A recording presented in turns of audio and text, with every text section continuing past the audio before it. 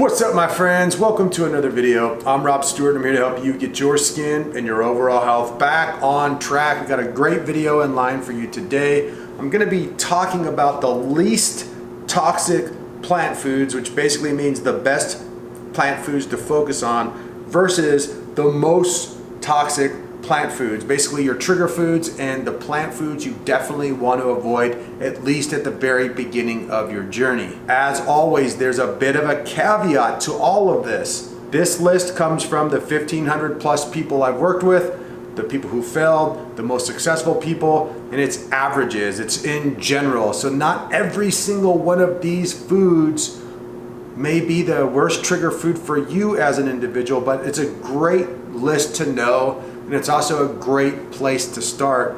So the least toxic plant foods are generally things like berries, sweet fruits, avocados, olives, cucumbers, honey, which there's debate whether honey is a plant food or not, but for now we're going to just put it in the carb category. And here is a very debated thing. There are some people, especially in the carnivore world, who just say sweet potatoes and potatoes are absolute trash. I have found that with my clientele, the 1,500 plus people I've worked with, is that potatoes and sweet potatoes and squash seem to be pretty darn safe across the board. I put them in my least toxic category.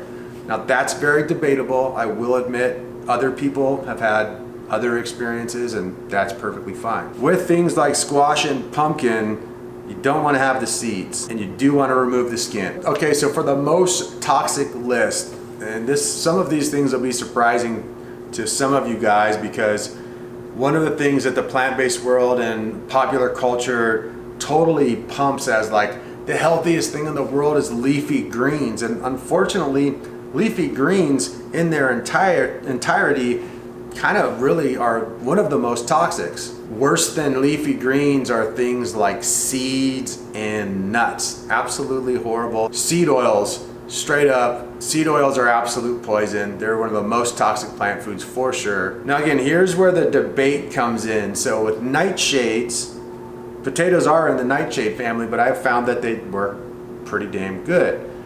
But things like tomatoes, bell peppers, eggplant, the rest of the nightshade family, I would fully agree with. They're pretty darn toxic, and for most people, they just simply don't work. Grains, just in general, are a good thing to avoid, especially in the beginning. They are one of the most toxic plant foods. When we're talking about toxic plant foods, we're talking about anti-nutrients, we're talking about things like lectins and salicylates and oxalates and all of the possible defense mechanisms that live within plants that people ingest. And remember, juicing and isolating these nutrients with powders makes them even stronger and more toxic. Cruciferous, my favorites, right? Broccoli, cauliflower, kale, spinach, they can absolutely wreck you, and they are part of the most toxic list. Alliums, in other words, onions. Now here's another one that's slightly debatable. For me personally, once in a while, like a sweet onion, if it's caramelized and cooked in butter,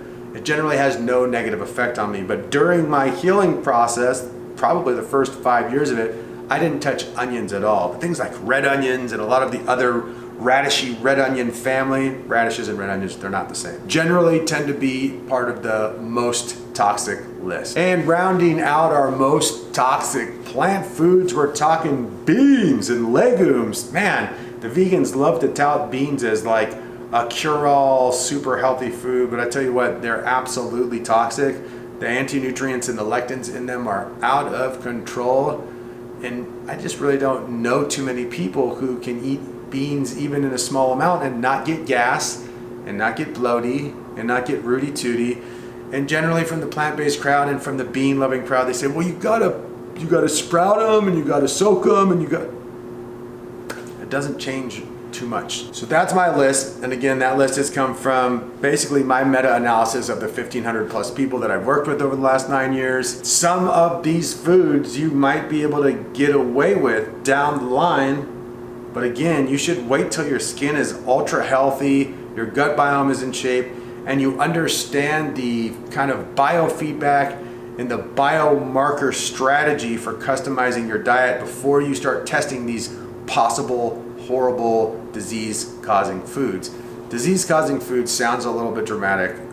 It's obvious that all whole foods are better than crappy processed foods, but to be fair, we're talking about overcoming skin disease and autoimmune issues and gut biome issues. So it really is going to take a very specific, customized diet, and you do have to actually avoid certain healthy foods.